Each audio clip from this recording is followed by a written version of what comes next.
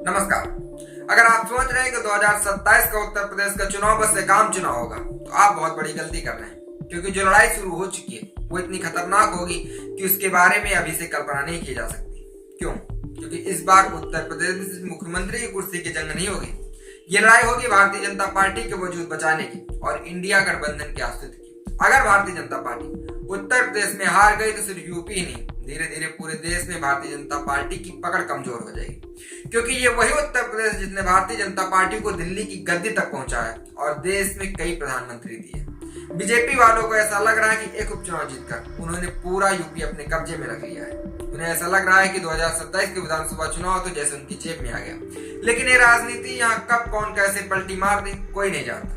विधानसभा उपचुनाव मिल्कीपुर हारने के बाद लोग सोच रहे थे कि समाजवादी पार्टी की पकड़ कमजोर हो गई, लेकिन असल खेला तो अब शुरू हुआ है। सपा अपनी हार से सबक लेकर 2027 के लिए पूरी तैयारी कर रही है। बीजेपी इतनी बड़ी हार हारेगी, बीजेपी इतनी बड़ी हार हारेगी जो कभी हारी नहीं होगी। 27 में सरकार बनने जा रही है समाजवादियों की। और वहीं दूसरी तरफ कांग्रेस भी बड़ा खेला करने के लिए तैयार है। क्यों? क्योंकि कांग्रेस ने अभी से चुनावी मोर्चा संभाल लिया। कांग्रेस ने इस बार उत्तर प्रदेश में अपनी पूरी जान झोंक दी। राहुल गांधी खुद मैदान में उतर चुके हैं, जनता के मुद्दों को समझ रहे हैं, भारतीय जनता पार्टी की नीतियों पर सवाल उठा रहे हैं। और सबसे खास बात, अब सिर्फ कांग्रेस उत्तर प्रदेश ही नहीं बल्कि पूरे देश में अपनी जो पकड़ है उसको मजबूत करने में लगी।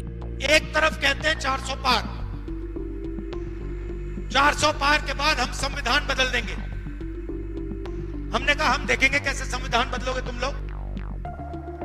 चुनाव के बाद मोदी जी ने संविधान यहां लगा दिया था। उत्तर प्रदेश में जिस तरह से बुलडोजर पॉलिटिक्स चल रही है, हिंदू मुस्लिम का खेला चल रहा है, कांग्रेस अब इसको लेकर आक्रामक हो गई है पूरी तरह से। अभी हाल ही में कुशीनगर की मदनी मस्जिद पर बुलडोजर चला और कांग्रेस खुलकर अल्पसंख्यकों के समर्थन में आ गई। इस बार राहुल गांधी रायबरेली गए थे और वहां पे उन्होंने ऐलान किया कि अगर मायावती जी हमारे साथ मिलकर चुनाव लड़ती तो भारतीय जनता पार्टी सत्ता में नहीं होती। ये दलित वोट बैंक में सेंध लगाने के लिए कांग्रेस इस बार पूरी तरह से अपनी तैयारी कर रही है।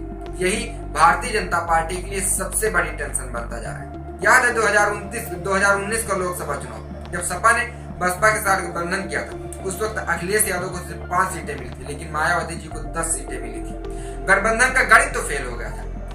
लेकिन इस बार 2024 में सपा और कांग्रेस एक साथ आए और बड़ा धमाका किया। भारतीय जनता पार्टी के 400 पार के रथ को उत्तर प्रदेश ने रोक दिया। समाजवादी पार्टी ने इतिहास में दिया यूपी में 37 सीटें और कांग्रेस ने 6 सीटें जीतकर भारतीय जनता पार्टी को करारा झटका दिया। अगर वोट परसेंट की बात करें तो 33% से ज्यादा समाजवादी पार्टी को वोट मिले। अब सवाल यह है कि 2027 का चुनाव क्या बोल खिलाएगा। कांग्रेस की रणनीति सफा है। उत्तर प्रदेश में अपनी खोई हुई जमीन वापस लाने के लिए कांग्रेस मेहनत कर रही है। इसके लिए कांग्रेस जिला और ब्लॉक स्तर पर अपनी कमेटियां मजबूत कर रही है। खबरों के मुताबिक इस बार प्रदेश कार्यकारिणी में 200 से ज्यादा पदाधिकारी शामिल होंगे, जिसमें 20 उपाध्यक्ष, 40 महासचिव और 140 सचिव होंगे। कुल मिलाकर कांग्रेस अब उत्तर प्रदेश में भारतीय जनता पार्टी के लिए सिरदर्द बनने वाली है। लेकिन भारतीय जनता पार्टी क्या करेगी? क्या सपा कांग्रेस के गठबंधन टिक पाएगा या फिर कोई भारतीय जनता पार्टी नया मास्टर स्ट्रोक खेल खेलेगी?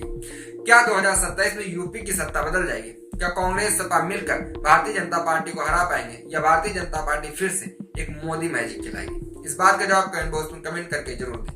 देखते रहिए हालचाल। जय हिंद।